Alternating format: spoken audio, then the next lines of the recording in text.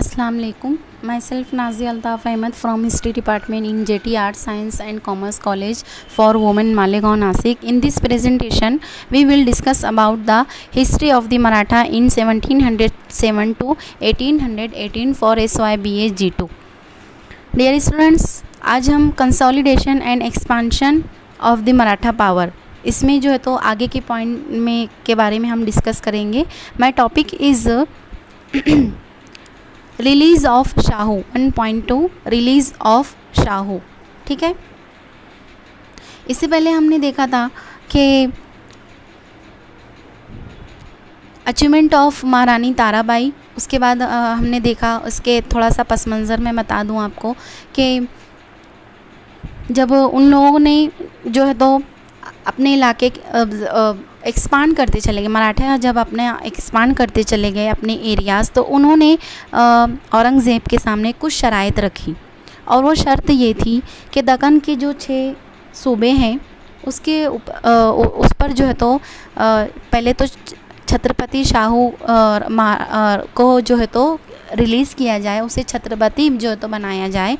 और उसके बाद जो है तो उसे 6 सूबों में सरदेशमुखी और चौथाई को जो है तो यानी टैक्स वसूल करने की इजाज़त दी जाए. ऐसी डिमांड उन लोगों ने की औरंगज़ेब से, है ना. दे डिमांडेड, है ना, उन लोगों ने डिमांड की के साथ दक्कन के 6 सूबों में जो है तो छत्रपति बनाया जाए शाहू को, और इस तरह से उसको रिलीज़ करके छत्रपति बनाकर और चौथ और सरदेशमुखी का जो टैक्स है उसे वसूल करने की इजाज़त दी जाए. ऐसा उन लोगों ने डिमांड की. उसके बाद जो है तो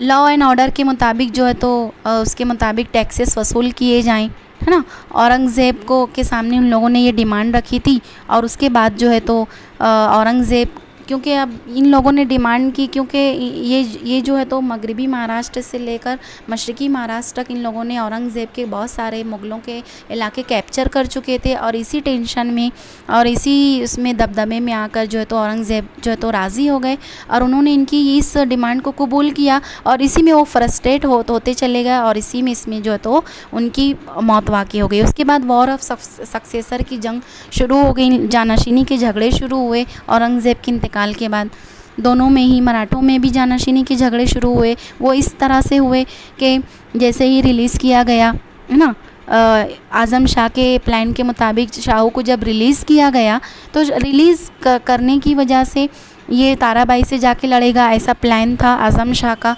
और इसी तरह इधर भी उन तीनों औरंगज़ेब के तीनों बेटों में भी जानशीनी के झगड़े शुरू हो गए.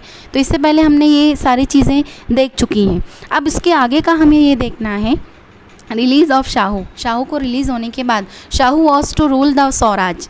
ही will serve the Mughal empire whenever called upon to do so with his contingent of troops, है ना.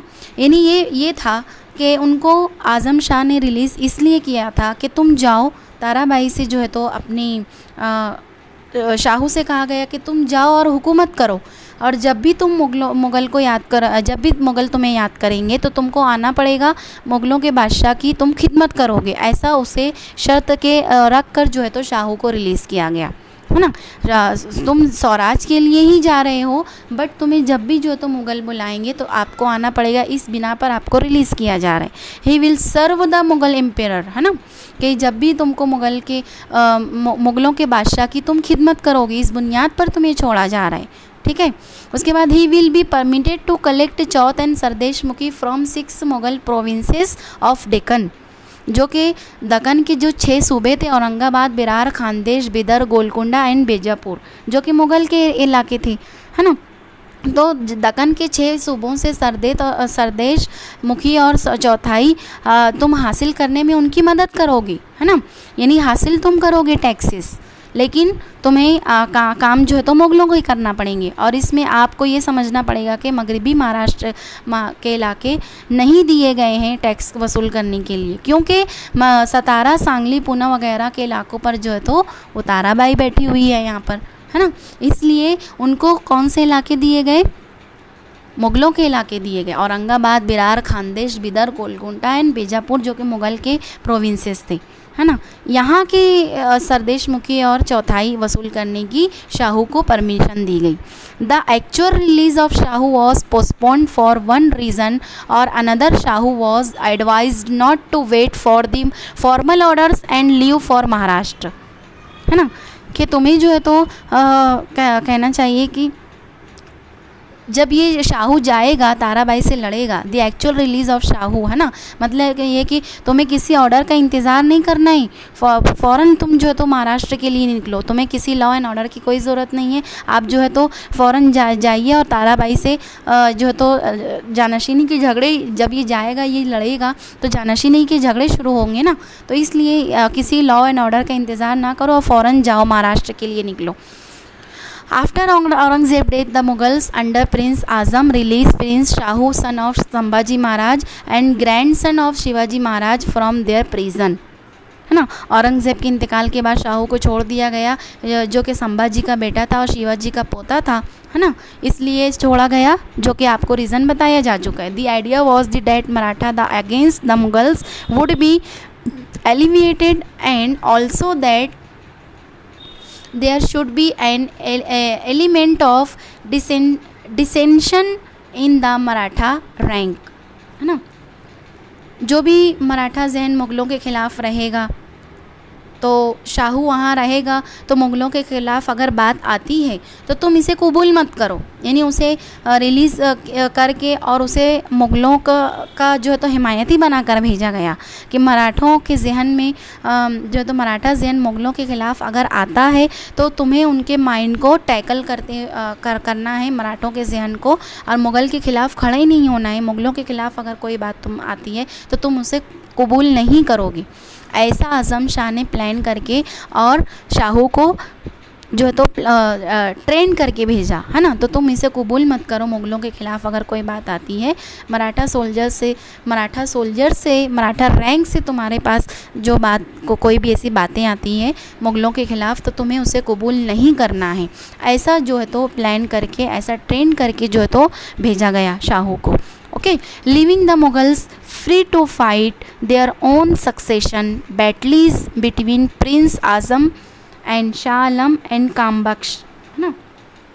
अब मुग़लों को उनकी जानशीनी की जंग लड़ने के लिए इनको छोड़ दिया जाए, किसके दरमियान? आज़म शाह, शाह आलम एंड कामबख्श, जो कि जैसा मैंने पहले पिछली पीपीटी में आपको बताया है कि औरंगज़ेब के इंतकाल के बाद इनके बेटों में भी जानशीनी के झगड़े शुरू हो गए, है ना। और इधर जो है तो शाहू को रिलीज़ किया जा रहा है कि तुम जाओ और तुम जाके ताराबाई से लड़ो।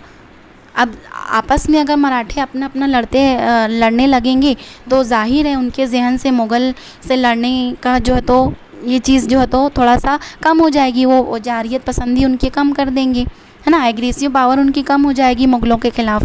तो इसलिए रिलीज़ किया गया शाहू के कि तुम जाओ फ़ौरन और जाके जो है तो ताकि तुम्हारे बीच में भी है तो जानशीनी के झगड़े शुरू हो जाएं, वॉर ऑफ सक्सेसर इनके बीच में शुरू हो जाए और मुग़लों को भी जो है तो इनकी अपनी जानशीनी की जंग लड़ने के लिए इनको छोड़ दिया जाए, है ना।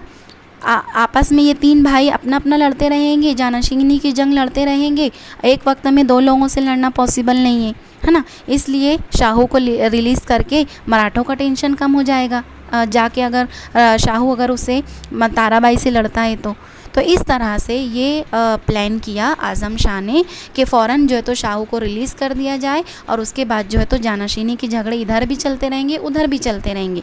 इस तरह से जो है तो फूड प्लानिंग के मुताबिक जो है तो शाहू को रिलीज़ किया गया। तो ये था हमारा टॉपिक रिलीज़ ऑफ शाहू। इंशाल्लाह अगले पीपीटी में अगले पॉइंट के साथ अगले पॉइंट पर डिस्कस करेंगे। अस्सलाम वालेकुम।